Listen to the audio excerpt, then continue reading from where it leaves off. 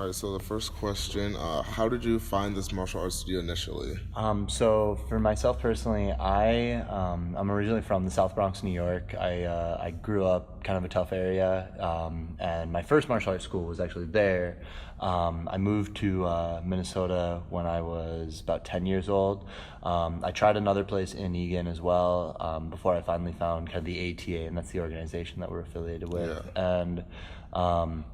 And the thing that really caught me with the ATA and this school, I guess, was really it was the atmosphere that my former master, Master Youngman was his name, but he just gave. It was a very positive environment, and I grew up I grew up just like really hard knocks place in New York, and then the other place too. It was so much negativity, and we were always taught to like fear our instructor, and me finally finding the ATA and meeting Master Youngman. He was kind of the first guy that showed me that there can be a huge level of empowerment through positivity, and so that was the huge reason what brought me into this school. But I tried a couple other places before really settling into this location. Okay.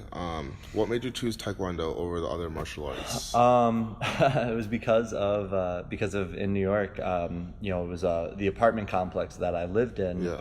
The instructor lived in that apartment complex, and he was in like the basement. He like opened a karate school, and it was probably like a 10 by 10 room. It was like a closet, pretty much. It was small. And he was from South Korea. He immigrated over. His name was Master Lee, and that was really it. It was like I was huge into Ninja Turtles, and Taekwondo was the option. And then I always stuck with it. That was really it. And now being older, I guess. Being older, I think Taekwondo has given me a challenge because naturally I'm a fairly big guy. I'm 6'3", and I like other martial arts, but Taekwondo just always gives me this sense of challenge that I haven't experienced with other martial arts as much. Okay. How long have you been doing Taekwondo? I've been training Taekwondo for 23 years because I started when I was 5 years old, and I'm 28 now, and so 23 years of training, and I started my apprenticeship when I was 15, so I've been teaching for 13 years. Okay. What made you start martial arts? Ninja Turtles. 1000%, man. Ninja Turtles and Power Rangers, and just wanting to beat people up. Okay. How long did it take to become a six-degree black belt? 23 years. From the womb to the tomb, I'll be a fighter until I die, man. I came to the ATA as a brown belt, and that was in 1998. And so I've been a member of the ATA for almost 20 years now. So essentially 20 years, but it should take about 23 to 25 years typically to get to where I'm at. Okay. Do you only train for Taekwondo? Currently, yes. I am starting to relearn jiu-jitsu, but when I was right out of high school, I think that was kind of when my ego was in full effect as far as just doing a sport martial art, and so I got into full contact fighting. I got into Muay Thai, and I got into kickboxing, and I traveled all over the country and just was punching people in the face, and so I train it all, and I have a big respect for a lot of the more practical and realistic martial arts. I worry sometimes that there is a saturation as far as Taekwondo and other martial arts as well, but I've always been interested in more formidable martial arts, and when I had the opportunity to travel and to grow and build my own personal skill with more than just Taekwondo, I took it and I ran with it, and I loved it. Okay. Where do you yourself get taught? I train out of Fusion, out of the ATA. My instructors are still within the ATA, so I'm under Master Matt Blomquist and Master Kevin Kilgore are my masters, and they've been affiliated with the ATA for I think Master Blomquist has been probably like 28, almost 30 years probably in training. So a little bit older than me, but this is my primary hub, and so they come to me and train here. So I don't usually go to them. Okay. So I know that Mr. Blomquist, I talked to him earlier. He said he sold it to you. So what is it like? What are some things you like about running the studio now that's like your own? That sense of opportunity, and that opportunity to take and grow on my own. I was the chief instructor basically right out of college. I got done with college, and I knew that this was what I was going to do, and I appreciate that Master Blomquist had given me that opportunity to pursue it and to just take my ethics and my morals and the things that I've learned through my martial art career and implement them into our community, our martial arts school. And so I love the freedom. I love putting in work every day. I love waking up in the morning and knowing that the things that I start my morning with are the things that are going to impact my school and my facility later in the day. I work out a ton, probably a little too much, but it's all around the betterment of the school. And so being able to see that direct impact without just getting a paycheck and calling it a day and checking in and checking out, and really just making it a lifestyle and making it something that I'm 1,000% invested in. I love. Okay. I love. Is there anything that you dislike about running the studio yourself? All of the stuff I just said, right? It's every once in a while it catches up with me where it's like those days where you just want to sit and play video games and drink beer and eat McDonald's and whatever else, and just that realization that it's like, no man, like I have a responsibility. I have a responsibility to my students to be this pillar of martial arts, and martial art for me isn't fighting. It's not being the toughest guy. It's not being the most badass guy. It's being the most courteous and the most respectful, and being the person that lives with a martial art lifestyle, and they carry themselves stoic, and they carry themselves confidently, and they're structured and they're disciplined. And so it's a huge challenge for me because I love to have fun, and I love to relax, but they're just on those days. Those are the days where I just have to remember and remind myself that I have a responsibility as a professional martial artist to just be that pillar and be that person that people can use as reference. The most humbling thing that I get for my students is like when I'm used as a training tool at home, like, oh man, if you don't clean your room, I'm gonna tell Mr. Marcus, and it's so rewarding. So it's one of those things where it's super exciting, it's super rewarding, but at the same time it is something that I need to be conscious of all the time, and it is a struggle. It is a challenge. I guess that's kind of my likes and dislikes with it. Was there ever a time you were like hesitant about running the studio yourself, or was like maybe if like after you started running it you regretted running it yourself? Money is a challenge, and it's one of those things where it took me a little bit to just realize that the fate was decided on my own. I was, and I'm not one to blame others, but in some ways I did feel like I got a short stick, or not the best opportunity. I recognize it's a great opportunity. I get to do what I love every single day. But even with that, not being able to be financially compensated the way that I would like to, because I have to put others before myself. I have to make sure that my staff is taken care of. I have to make sure that my facility is taken care of. And, I'm starting now to see that potential. But there are loans and money naturally, causes a financial or a struggle, not even financially, just within your life. And, but again, I try and stay ahead of that. I try and just keep my head on a positive path, because I know if I stay negative with any of it, I'm gonna crush myself, and it's gonna ruin everything, because it'll ruin my product. And we all have that worry and that fear of failure. But if we let that dictate our lives, then we're just going to fail. You know what I mean? Exactly, so I always try and stay positive with the outlook. All right. So one of the things that I noticed, and when I was in Taekwondo, I know this is emphasized, and people are always asking like, what's like the importance of this? But what's the significance of like grunting or yelling when you're kicking or punching? Absolutely. The significance of it's called a key up. The key up is it's about oxygen. It's about your breath. It's about being able to engage your core, engage your diaphragm, and force air out, because the counter to exhale is inhale. You know what I mean? So a lot of it has to do with that.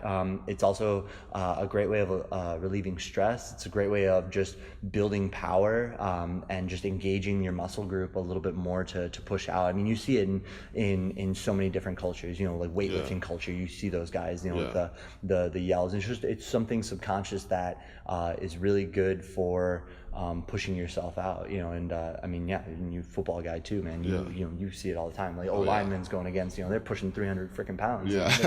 They gotta turn it on. And so it's very similar. Nothing as far as like being silly or anything like that. It's really a form of just oxygen intake and exhale and just core engagement and making sure that you are conscious of it. And so and it makes you feel good. It makes you feel good. It's important to yell. It's important to push air out and then get it back in. All right. So you already said that you've been an instructor for 13 years, right? Yes, sir. Yeah. So like, what are some ups and downs of like being an instructor? Like from when you were younger to when you're older, like how has your viewpoint changed on that too? I think now, as I'm getting older, and I actually have a child on the way. Now especially, it's what can I do for the community? I'm very blessed that I grew up in Egan. I grew up, in the community, and I participated in everything under the sun that Egan had to offer, and I love that. And now I'm having that realization that I get to directly impact the kids that were just like me. You know what I mean? Like I love when my students come in and they're in their football gear, and it's like, hey man, how'd you do today? What's going on? Like, oh, you got a game today? Go crush it. Let's be here. Let's be strong. Let's be present. Let's take our mind off of maybe that tough loss, or let's get ourselves mentally prepared for that hard practice that we're gonna have. But right now, this is gonna make you a better athlete. It's gonna make you a better scholar. It's gonna make you a better person overall. And so that's become kind of my life force right now, man. It's so rewarding to see that in my older age.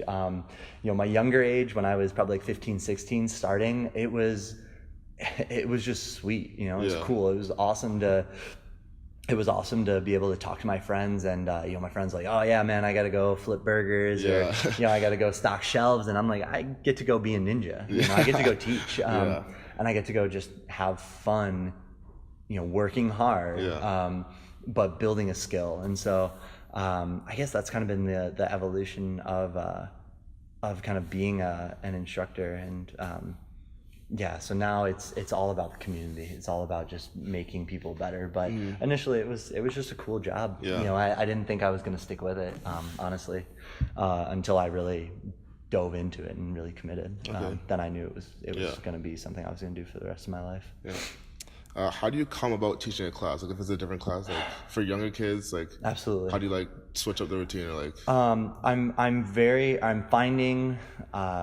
I'm finding a system that works for me. I'm very off the cuff, but at the same time, I excel and I teach better when I'm not like doing things like impromptu. I'm not just making stuff off the cup. I do need a structure, but for me, it's just as simple as just having a note.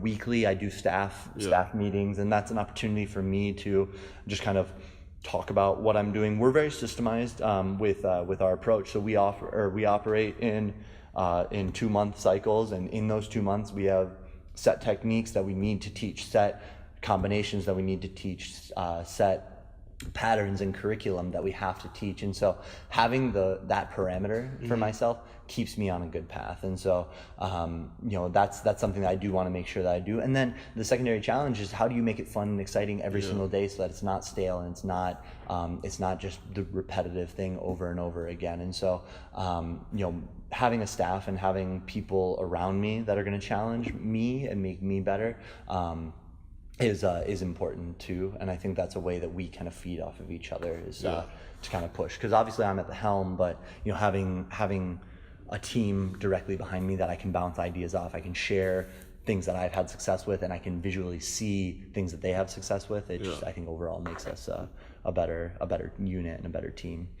Okay, so what are some of the differences between teaching younger kids and adults? I think with the kids, you have to be very conscious of your downtime. Yeah. You almost can't let them process everything fully. Yeah. You have to keep them on their toes, and you have to keep continuously bouncing, and your demeanor my demeanor is completely different when I'm teaching kids versus teaching adults. And that's honestly one of the hardest transitions, because the way we structure our classes, everything is back to back. And so I know on a couple of days I literally do my 4, 5, and 6-year-old class into my teen and adult class, and I need to just take a quick moment to recalibrate the mind and say, like, okay, man, now we need to be detail oriented. Now we need to be really empowering an adult so that they feel like they're learning and they're growing. Versus a kid, it's an experience, and making sure that you're using these key terms of life skill development, courtesy, respect, confidence, discipline. You're using those words constantly in the younger kid class, because you want those words to actually mean something, and you want them to understand what those words mean, so that they take it everywhere. They take it everywhere that they go. With the adults, you want to use those words, but you want to make it applicable for their life and what's going to make them better. I think being a selfless person, I think being someone that carries themselves with confidence converts to success in everything. If you're looking for a new position in your job, if you're looking for being able maybe to have the courage to talk to that girl that you haven't been able to in the past, I think that approach is similar within the ages, but from the technical aspect, it's much more in depth with the adults, and so making sure that they are truly understanding, especially the adults, they're limited on just their mobility sometimes, and everything needs to be in alignment and correct too. So you get very technical with it versus just having the dynamic of life skill development and making it a fun, positive experience. It can get a little bit more serious and a little bit more just strict and structured, in that sense with the adult group as well. Okay. How has Taekwondo helped you outside your life? Outside your life and work?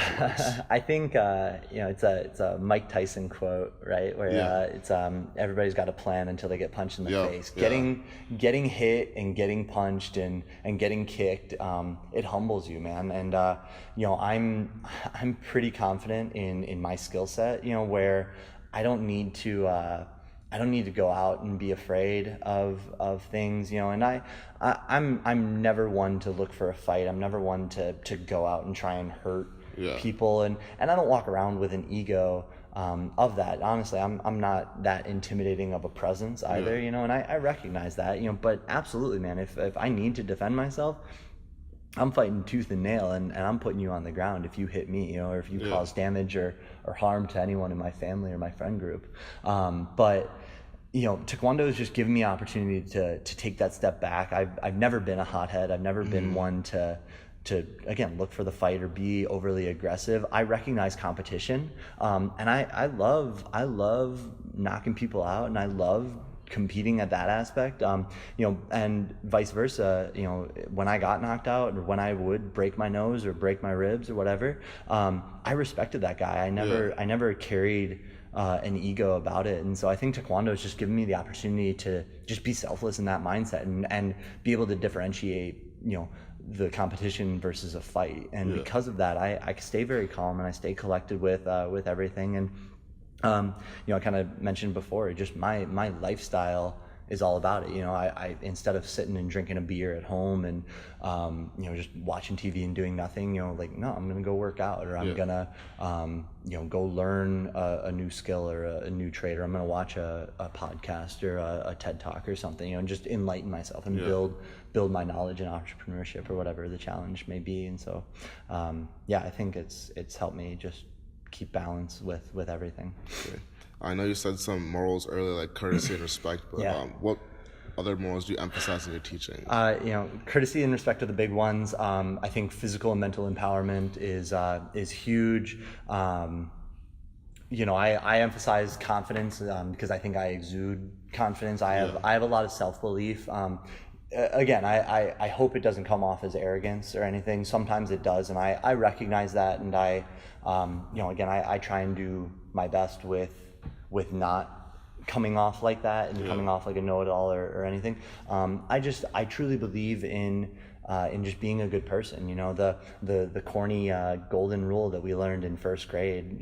Treat others the way that you want to be treated. And I really do try and take that approach, and I run my business that way. And hopefully, as I take over, or excuse me, as I've taken over as owner, and I've done this for the past 2 years as the owner. Hopefully people see that and recognize that, and that's really my goal with it. And so just having those morals, again, of courtesy and respect, and just treating others the way that you want to be treated, I think is huge. So why are they important to teach through Taekwondo? I think Taekwondo is a great fulcrum for that type of teaching, and again, I was 3-sport athlete in high school, man. I did it all, and I loved everything, but there was just always something that I had with martial art that I never felt that fulfillment in other things. The sense of camaraderie and teamwork and unity that I got out of football and baseball, those were super important to my development. But again, just Taekwondo gave me just something that I didn't have, and it allowed me in some ways to be someone that I wasn't, because I was a little bit I was very self-conscious of my kid. I was a pretty overweight kid growing up, and I thinned out in high school, luckily, and but I just always wanted to be very just very to myself, I guess, and with that, just being able to just be respectful, and they're just that's why, and like I think it's a unique approach with it. It just makes it very different than what most would experience. I think I asked most of my kids, how many of you guys know if your other classmates train in martial art? It's like it's my one of my students and maybe 1 or 2 other kids of 25, 30 kids, so that's 10% of those kids. So it's a unique opportunity too, and I think that's what makes it special. It makes it fun. Who has influenced you in your martial arts journey? My first instructor, Master Youngman, I still to this day reflect on just the experiences that I had with him, and he's still actively teaching as well, and unfortunately I don't see him really at all, but just his overall just approach with teaching, and just how he taught, and the things that he did, and the way that he empowered me just was so motivating. It was so moving. Honestly, a lot of it too then, I've been motivated by a lot of negativity, and just bad instruction too. I grew up in probably my first 5 years of martial art, I was taught to fear my instructor, and my first instructor, it was, he had an instructor stick, and if you didn't do it right, you felt the wrath of the stick, you got hit, and my tipping point for another experience of just what not to do was like I fought just in class. We were doing a drill, and this is back in the early 90s. There was no equipment. We wore hand pads, and that was it. And I got tuned up pretty good by this guy who just had won a championship. And again, I was like 9, maybe 10. And this guy was like 10, or no, sorry, this guy was like probably like 12 or so. So he was a couple years older than me. But again, I was a bigger kid, and so I knew that was kind of part of it. But and again, I got worked over, man. I was bleeding, and I think I had a black eye too.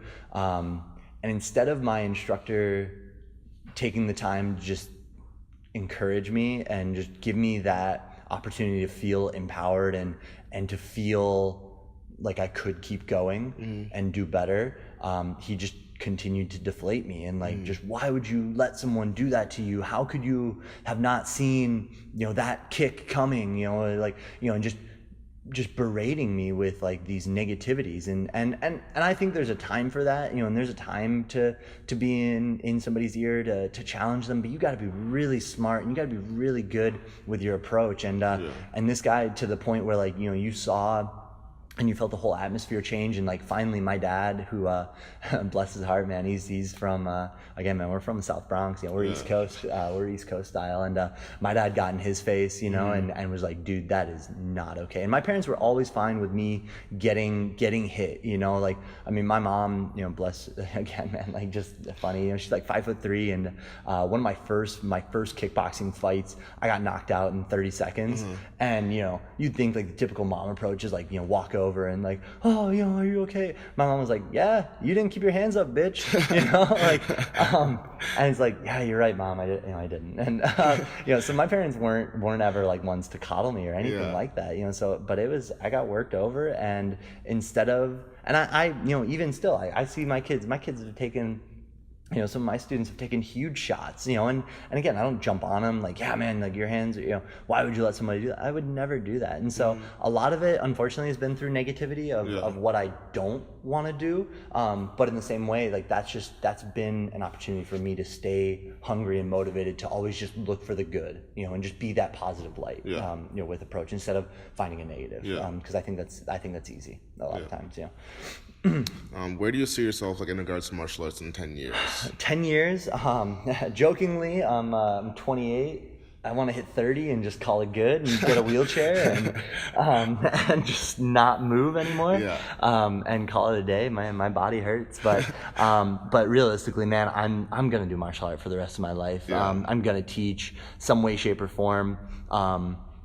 I mean, right now I got so much momentum and I see so much opportunity that I don't see stopping anytime soon. I want to be that crotchety old guy. At the same time, I'm a realist, and I recognize, and I mean, just like with any sport, I recognize that the next generation is gonna surpass us, and I welcome it. I'm so excited, man. I mean, even you look at Bosa and Quando versus me, and any of the running backs that we had 10 years ago, man, they didn't look like Bosa. But it's that evolution, and if I can be one to do what my masters and my instructors did for me and give me the opportunity, I welcome it and I love it. But you're gonna have to be damn good, and I'm so excited to see who or what that's going to bring to me, but for right now, man, I got the momentum and I feel great, and I want to do this for the rest of my life, and I'm going to continue teaching in some way, shape, or form until I die, man. So that's it. All right, so I've asked a variation of this question already, but like, what are some of the things that like are difficult with running a suit? Like, what are things you have to keep track of? Bookkeeping is not my strong suit. Shout out to QuickBooks. That's fantastic. I am having a hard time. Finding an accountant that I can relate to. They all just seem very stiff and very regimented, and it, unfortunately, it just seems like it's just not something that they're interested in. I don't know if it's like they're getting bombarded with what. So I'm having a little bit of a hardship just finding an accountant that I can work with to make sure that I'm doing everything correctly. I have a fantastic administrative assistant, and she keeps me very organized, because I do, it's to the point now where, again, and I think that's being a leader and being a boss, you need to recognize what your strengths are and what your weaknesses are. And I think I'm at this point right now, I have people that are under me that keep me on task and keep me on track. But I think, for me, I'm a dreamer, and I do get off task a lot, I'm sure, as you can tell with this interview. So having people kind of in my bullpen to just say like, hey, here's your daily task. You got to send out X amount of emails, and you got to follow up with these people. Okay, that's my daily task. And if I have a task, I can do it. Same thing with working out. If I say I'm gonna, run 4 miles, I'm not stopping at 3. I'm running 4. So that's always been just kind of my mindset. When I set out to do something, I'm going to do it. So I think That's one of the biggest things with it. Are there any improvements or additions to the studio you would like to make in the near future? I personally, I would love to have a more accommodating facility, and what I mean by that is being able. One of the biggest changes that I started right away was we were doing 30-minute classes for everybody, except for adults. And I understood it because it was like smaller groups, and so we could just be more efficient. And there was less time. There was less time in like maybe a warm up and just time that we could dedicate directly to like curriculum and content, I guess.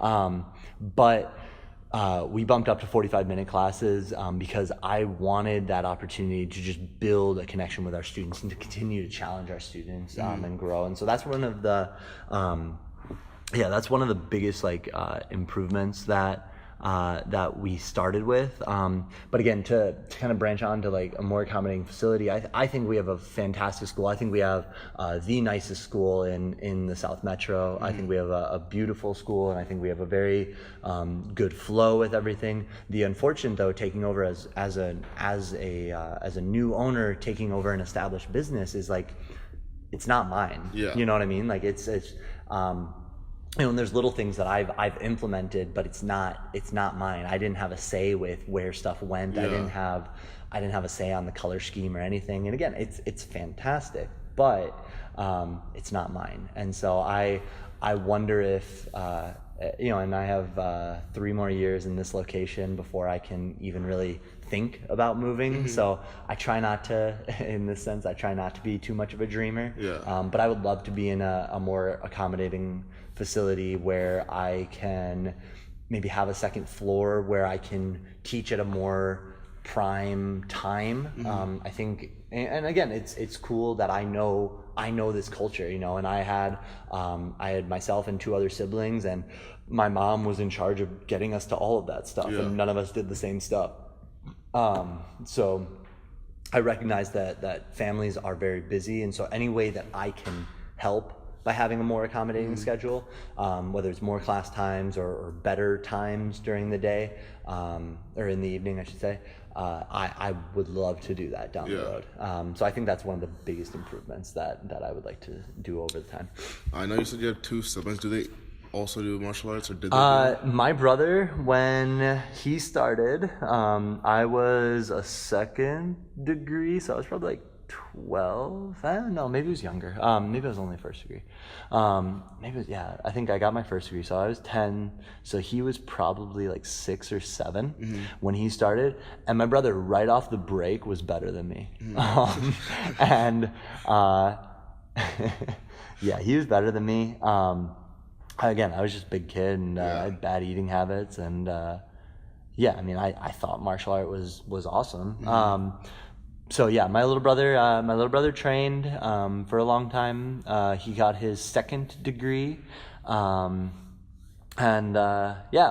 we pushed each other. I think the tipping point for him was probably around that time when he got his 2nd degree. Was about the time where I started my like pre-apprenticeship. That was kind of like right where I was starting to learn how to become an instructor, and I think that was a challenge for him. And I think that was hard for him to see his older brother being like this starlight that he had to just kind of be the shadow of, and then he would constantly, because you got your name on your belt and you got your name on your uniform, and it's like, oh, is that your brother? Like he just all the time. So I get it from that standpoint. I wish he would get back in and train. It'd be fun to train. My family, my dad and my little sister did train as well. They both got their black belt.